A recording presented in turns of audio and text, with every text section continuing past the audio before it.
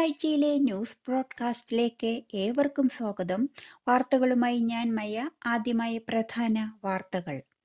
ആകാശചുഴിയിൽപ്പെട്ട് Singapore വിമാനം അടിയന്തരമായി ഇറക്കി. ഒരാൾ മരിച്ചു, 8 ഓസ്ട്രേലിയക്കാർക്ക് പരിക്ക്. ഊർജ റിബേറ്റുമായി ഫെഡറൽ ബജറ്റ്, വിദേശികൾ വീട് വാങ്ങുന്നത് നിരോധിക്കുമെന്ന് പ്രതിപക്ഷം.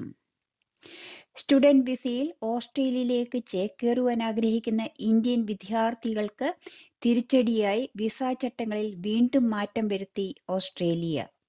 അന്താരാഷ്ട്ര വിദ്യാർത്ഥികൾക്ക് സ്റ്റുഡന്റ് വിസ ലഭിക്കുന്നതിന് ആവശ്യമായ ബാങ്ക് സേവിങ്സ് പരിധി വീണ്ടും വർദ്ധിപ്പിച്ചു.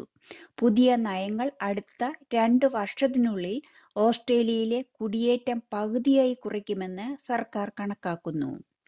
റദ്ദാക്കിയ വിമാന സർവീസുകളുടെ ടിക്കറ്റുകൾ വിറ്റഴിച്ച സംഭവത്തിൽ ഓസ്ട്രേലിയൻ വിമാന കമ്പനിയായ ഖോണ്ടസിന് വൻതുക പിഴ. 103 വർഷം പഴക്കമുള്ള ഓസ്ട്രേലിയൻ വിമാന കമ്പനിയായ ഖോണ്ടസ് സർവീസുകൾ റദ്ദാക്കുകയും കൃത്യമല്ലാത്ത സർവീസുകൾ പുനഃക്രമീകരിക്കുകയും ചെയ്തതിൽ ബുദ്ധിമുട്ടിലായ യാത്രക്കാർക്കാണ് നഷ്ടപരിഹാരം നൽകേണ്ടത്. ഇന്ത്യൻ സംസ്ഥാനതല വാർത്തകൾ. കേരള സംസ്ഥാനത്തെ അതിശക്തമായ മഴ തുടരുന്നു. 3 ജില്ലകളിൽ ഓറഞ്ച് അലർട്ടും കടലിൽ പോകുന്നതിന് വിലക്കും ഏർപ്പെടുത്തി. വരുന്ന ദിവസങ്ങളിലും സംസ്ഥാനത്തെ മുഴുവൻ ജില്ലകളിലും മഴ കൂടുതൽ ശക്തമായി ലഭിക്കുമെന്ന് കേന്ദ്ര കാലാവസ്ഥാ വകുപ്പ് അറിയിച്ചു. സർക്കാർ കണക്കുകൾ പ്രകാരം സംസ്ഥാനത്തെ മഴക്കെടുതിയിൽ മരണം 12 ആയി. സംസ്ഥാനത്ത് ഡ്രൈവിംഗ് ടെസ്റ്റ് പരിഷ്കരണം പ്രാബല്യത്തിൽ വന്നു.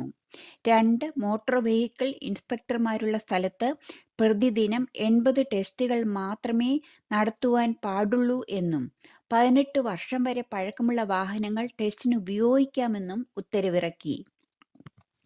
ഡ്രൈവിംഗ് ടെസ്റ്റ് പരിഷ്കരണത്തിന് പുറമെ വിവിധ ലൈസൻസ് ഫീസുകളും പുതുക്കിയ മറ്റു ചാർജുകളും നിലവിൽ വന്നു. കേരളത്തിൽ പകൽ സമയത്തോടുന്ന ട്രെയിനുകളിൽ ഏറ്റവും കൂടുതൽ സ്റ്റോപ്പുള്ള തീവണ്ടിയായ പരശുരാം എക്സ്പ്രസിൽ ജൂലൈ 1 മുതൽ കോച്ചുകൾ വർദ്ധിപ്പിക്കുന്നു. വടക്കൻ കേരളത്തിൽ സ്ഥിരമായി യാത്ര ചെയ്യുന്ന ട്രെയിൻ യാത്രക്കാർ നേരിടുന്ന ദുരിതങ്ങൾക്ക് ഇതോടെ ശമനമാകുമെന്നാണ് പ്രതീക്ഷ. ഇന്ത്യൻ കേന്ദ്രതല വാർത്തകൾ.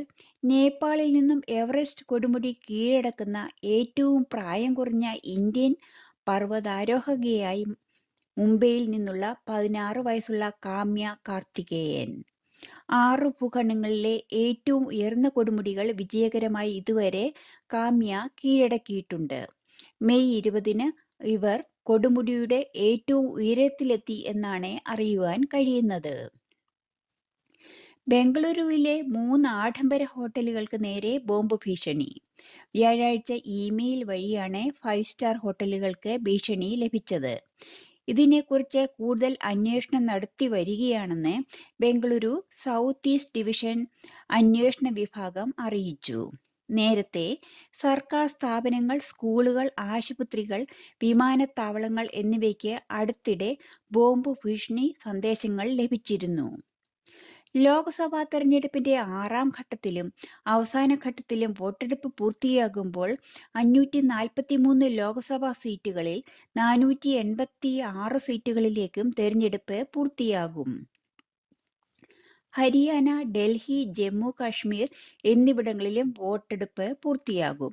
2019-ൽ BJP 7 സീറ്റുകളും തൂത്തുവാരുന്ന ദേശീയ തലസ്ഥാനമായ ഡൽഹിയിലാണ് ഏറ്റവും ശക്തമായ മത്സരം. തെരഞ്ഞെടുപ്പിന്റെ അവസാന ഘട്ടം ജൂൺ 1-ന് അവസാനിച്ചതിന് ശേഷം ജൂൺ 4-ന് വോട്ടെണ്ണൽ നടക്കും.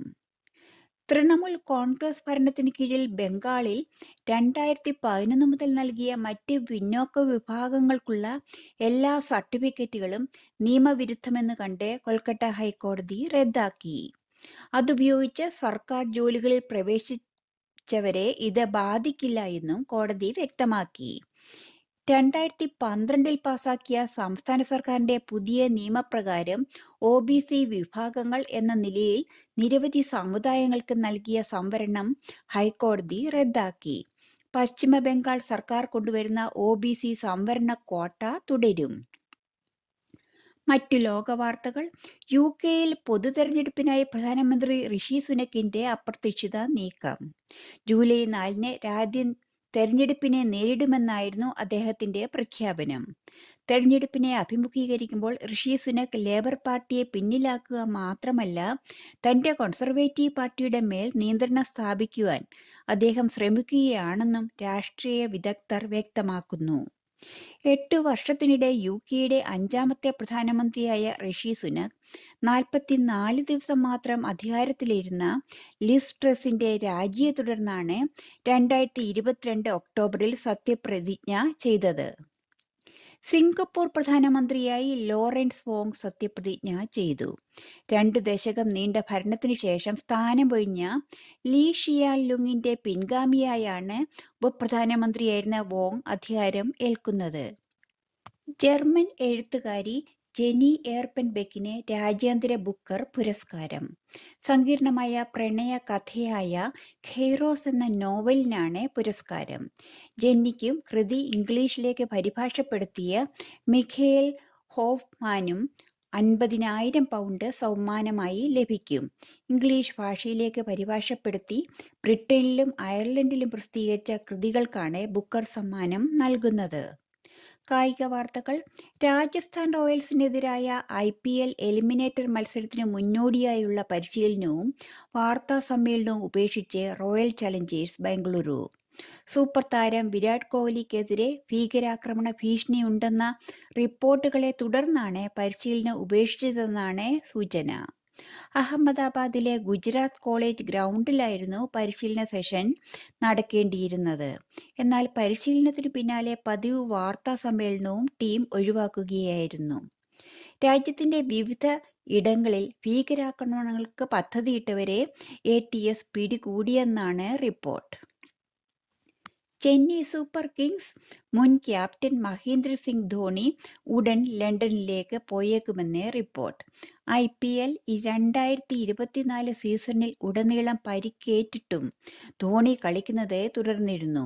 കടുത്ത പേശിവലിവ് മൂലം ബുദ്ധിമുട്ടുകയാണ് താരം എന്നും ചികിത്സയ്ക്കായി ധോണി ഉടൻ ലണ്ടനിലേക്ക് പോയേക്കുമെന്നാണ് അറിയുവാൻ കഴിയുന്നത്. ഇന്ത്യൻ പ്രീമിയർ ലീഗിന്റെ 17ാം സീസണിൽ നിന്ന് ഫൈനൽ ടിക്കറ്റ് ലഭിക്കാതെ രാജസ്ഥാൻ റോയൽസ് പുറത്തായിരിക്കുകയാണ്. 2ാം ക്വാളിഫയറിൽ സൺറൈസേഴ്സ് ഹൈദരാബാദിനോട് 36 റൺസിന് തോറ്റാണ് രാജസ്ഥാൻ മുട്ടുമടക്കിയത്.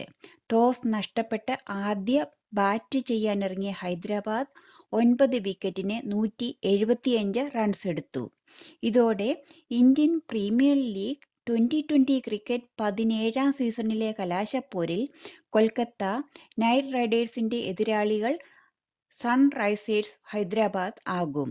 ഇതോടെ ഈ വാരത്തെ ന്യൂസ് ബുള്ളറ്റിൻ പൂർണ്ണമാകുന്നു. വാർത്തകൾ വായിച്ചത് മയ. നന്ദി, നമസ്കാരം.